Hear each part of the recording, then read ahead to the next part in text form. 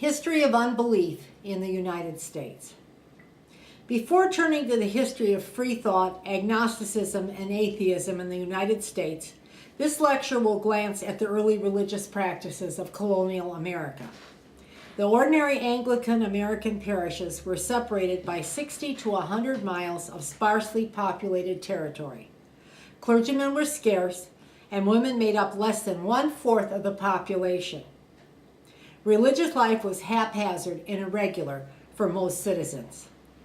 Even in Boston, which was more highly populated and dominated by the Congregational Church, one inhabitant complained in 1632 that fellows which keep hogs all week preach on the Sabbath. By the 1730s and 1740s, the English evangelical George Whitefield and the American preacher Jonathan Edwards began the American Great Awakening, or born-again religion, focusing on emotion rather than reason. The Great Awakening and its impact have been overemphasized, however. American historians have found that by the end of the colonial period, Protestant rationalism remained the dominant religious force among the leaders of most colonies.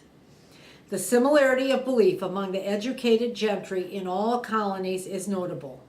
There seems to be evidence that some form of rationalism, Unitarian, deist, or otherwise, was often present in the religion of gentlemen leaders by the late colonial period.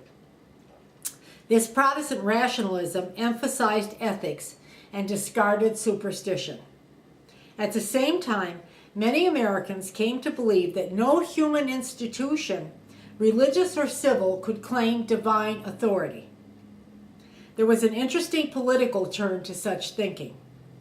By 1760, many American rationalists began attacking English domination on several issues.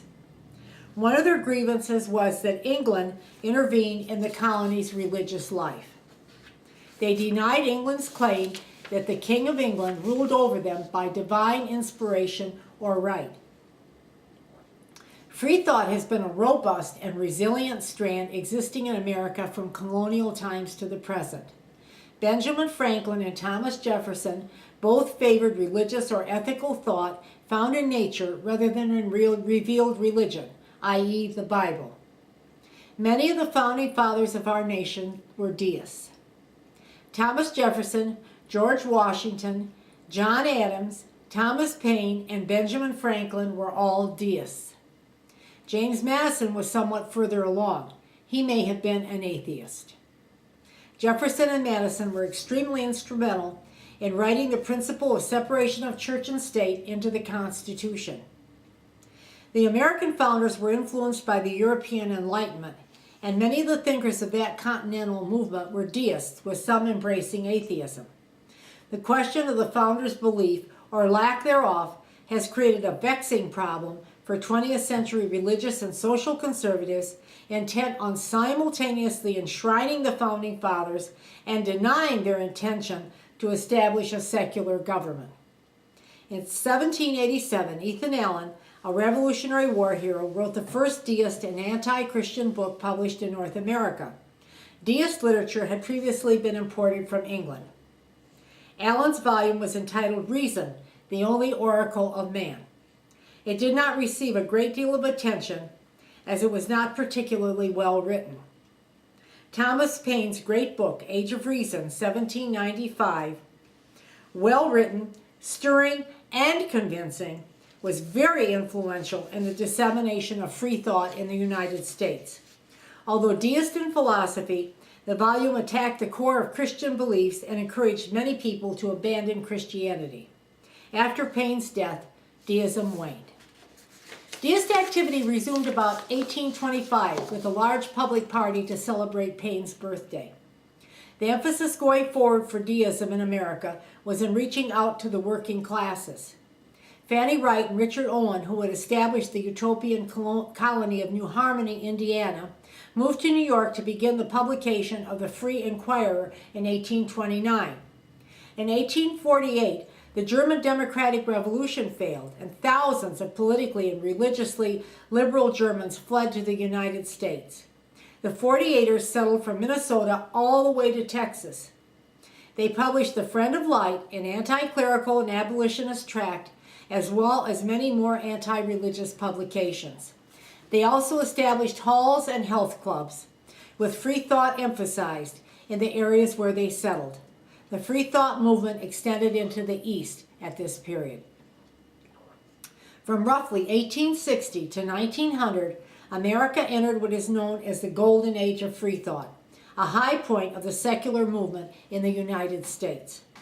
The most prominent name in a group of eminent secular thinkers was Robert Ingersoll, the eloquent orator and attorney called the Great Agnostic. Darwin's Origin of Species had been published in 1859, and science was beginning to be accepted as an explanation for phenomena that had once been explainable only in religious terms. People found entertainment and education in attending large public lectures at that period in American history. Many freethinkers were on the lecture circuit, but none were as popular as Ingersoll, who had been influenced by Epicurus, the Greek Hellenistic philosopher. Ingersoll considered God's existence unknowable, Christian doctrine ridiculous, and the concept of eternal punishment morally reprehensible. He was ahead of his time, advocating equality for blacks and women, better prison conditions, and many other progressive concepts. Ingersoll also went to law for free thought causes. The same period of the Golden Age saw a large array of free thought periodicals, such as The Truth Seeker and titles from J.P. Mendham and Company and other publishers. Many organizations began to spring up, such as the National Liberal League and New York Freethinker Association. Prominent Americans such as Thomas Edison, Luther Burbank, and Andrew Carnegie identified themselves as freethinkers during the era. Many distinguished women were active in free thought, such as Susan B. Anthony, Elizabeth Cady Stanton, and Matilda Jocelyn Gage, who influenced her son-in-law, Frank L. Baum, of Wizard of Oz fame.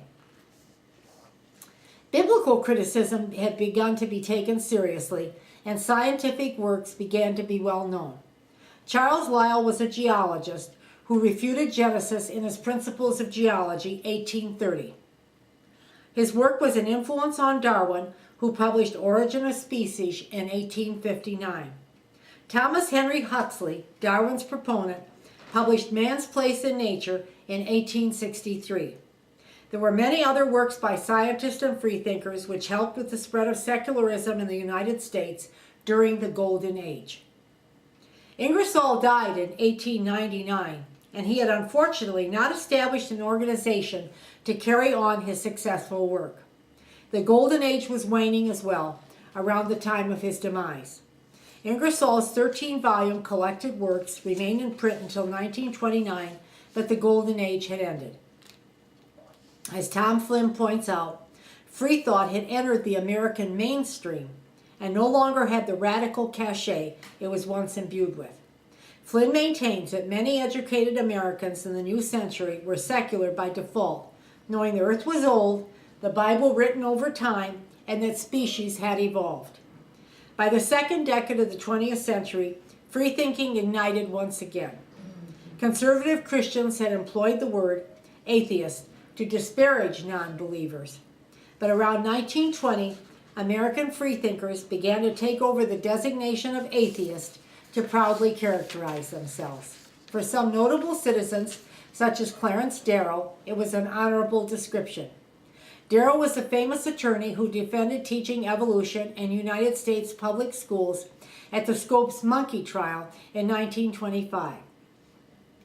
He was an outspoken atheist who wrote an extended disproof of God's existence for his autobiography in 1932. The agnostic socialist Emanuel Haldeman Julius became the most successful publisher of the free thought movement at that period. His company turned out the famous Little Blue Books, small paperback printings of the Bible, Greek classics, Voltaire, Zola, and Ingersoll, among other controversial works, for 25 cents, then 10 cents, and finally a nickel. 300 million blue books were printed. 300 million. Between 1919 and 1949, at the time commercial publishers began to enter the marketplace. Blue books reached people who could not afford hardcover volumes and helped educate the general population of the United States. Charles Lee Smith, a lawyer, founded the American Association for the Advancement of Atheism in 1925. His organization's plan to found free-thinking groups in high schools floundered, however. He debated against creationists, was very active in the cause of irreligion, and in 1937 purchased The Truth Seeker, an important free thought publication. Joseph Lewis was another famous unbeliever who became head of the Freethinkers of America. Lewis donated several statues of Thomas Paine to countries, and these statues can still be seen in the United States, France, and England. He was also behind the movement that brought about the third restoration of Robert Ingersoll's home in Dresden, New York. Lewis successfully led the drive to put Thomas Paine on a postage stamp. He wrote books on irreligion as well, and was active in free thought his entire life. James Harvey Johnson took over the famous Truth Seeker in 1964. The publication was not very successful, but Johnson was quite frugal and invested well. He left an estate of some $16 million, part of which went into forming a charitable trust, which has been, since the 1990s, the largest single source of charitable support for American unbelief. Madalyn Murray O'Hair was the most famous atheist of the latter part of the 20th century. She is best known for her part in the Supreme Court case undertaken on behalf of her son, William Murray. The Murray's case, Murray versus Curlett, was consolidated with Abington Township School District versus Shemp and decided in favor of the plaintiffs on June 17, 1963. By 8-1, under Chief Justice Hugo Black, the Supreme Court of the United States ruled that school-sponsored Bible readings in public schools in the United States were unconstitutional. O'Hair won a significant victory in O'Hair versus Hill, 1984, which invalidated state laws that barred atheists from state employment, jury service, and public office. She helped make sure that the statements of the astronauts for Apollo 11's moon landing in 1969 were secular, unlike the Apollo 8 landing. Her case against the Apollo 8 reading of Genesis was still pending at the time of Apollo 11. O'Hair found an American Atheist in 1963 and moved to Austin, Texas, where she established the organization's headquarters and began to edit the American Atheist magazine. As of this writing, the group is based in New Jersey, has an impressive website, a cable access show in 50 markets, and continues to publish the American Atheist magazine. The current president is Dave Silverman. A very effective atheist group is the nonprofit Freedom from Religion Foundation, FFRF. It was founded by Ann Nicole Gaylor in 1967 in Madison, Wisconsin. Her daughter, Annie Laurie Gaylor, and son-in-law Dan Barker have aided significantly in the success of the organization. They publish a monthly newspaper, Free Thought Today, along with a variety of tracts and books. The group has won consequential church-state battles, particularly in the Midwest. Another group of interest is Atheist United, based in Los Angeles, California, and formed in 1982. Atheist United has an annual convention. In 1980, the first explicitly secular humanist organization formed, the Council for Democratic and Secular Humanism, Kodesh, founded by a group including Gordon Stein and philosopher Paul Kurtz. With this event, secular humanism broke away from both religious humanism and socialist intellectualism and set out on its own ideological path. In 1980, the Council began a journal called Free Inquiry. According to Tom Flynn, the Council soon became the largest and most vigorous organization of unbelief in the United States. And Free Inquiry's circulation regularly exceeded the combined circulation of publications of all other humanist, atheist, and free thought organizations. The Council and its Committee for the Scientific Investigation of the Claims of the Paranormal, CISCOP, founded the Center for Inquiry in 1995. The Council renamed itself the Council for Secular Humanism. Ronald Lindsay is currently CEO of the organization. This lecture has glanced briefly at the history of atheism, agnosticism, deism, doubt, and free thought in the United States, and now turns to the future of secularism in our country. Various forms of doubt will remain embattled in a country so invested in religious belief as the United States, but the picture for unbelief is particularly bright today. The publication of significant books of unbelief by Sam Harris, The End of Faith, Religion, Terror, and the Failure of Reason, 2004, by Daniel C. Dennett, Breaking the Spell, Religion as a Natural Phenomenon, 2007, and by Richard Dawkins, The God Delusion, 2006, have had impressive sales and influenced many people concerning the validity of free thought stances. The activity of the various irreligious groups discussed above has furthered the cause of doubt. The proliferation of meetup groups in the United States around the label of atheist now numbers around 524, a significant sign that non-believers are coming out of the closet and seeking the company of similarly minded individuals. Many irreligious groups, including American Atheists and Freedom from Religion, have sponsored billboard campaigns and bus ads that promote secularism. Center for Inquiry offers online courses in various areas of unbelief, and Pitzer College in Claremont, California began offering a major in secular studies beginning in the fall of 2011. Scientific breakthroughs continue in the area of biology, physics, and neuroscience. Many biblical studies and archaeological findings have cast significant doubt on the truth of most of the sacred texts of Christianity and on the historicity of Jesus. Some scholars in the field are calling for an end to biblical studies unless they are secular in nature.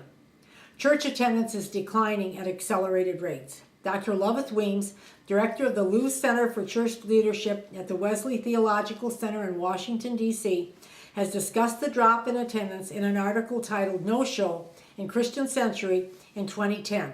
He cited the 2008 Faith Communities Today survey of American congregations of all types. Dr. Weems states that the large churches have begun a decline since 2001. The small churches have been on a steady decline for decades, and this pace has recently accelerated. Only churches with over 1,000 members have grown slightly.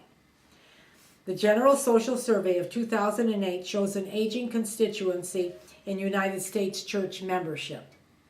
About 15 to 16% of Americans, when polled, say they have no religious affiliation, while the World Religious Statistics Survey has found that about 14% of the world's population is made up of non-believers.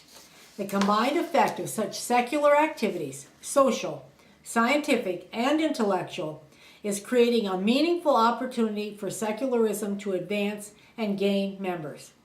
Some of our country's secular history has been skewed, and it is difficult to tease out the influence of rationalism on the people of the United States. We know that our first 4 presidents were either Unitarians or deists. We know that the ruling classes of our country were often deist or rationalist. What do we know about the people's belief? Harold Lasky states, "There was indeed far more likelihood than the evidence permits us to affirm with certainty that by the end of the 18th century, rationalism had made a good deal of progress among the urban masses. It is not easy otherwise to account for the popularity of Paine's Age of Reason. The influence of religion is still inordinately strong in the United States, but the steady encroachment of reason is having its effect, as it once did in earlier America. Rational and skeptical thinking is helping obliterate the miasma created by ignorance, fear, and superstition. It is to be hoped that free thought is on the verge of another golden age, and that the spirit of the great agnostic, Ingersoll, still lives on in our culture." Thank you.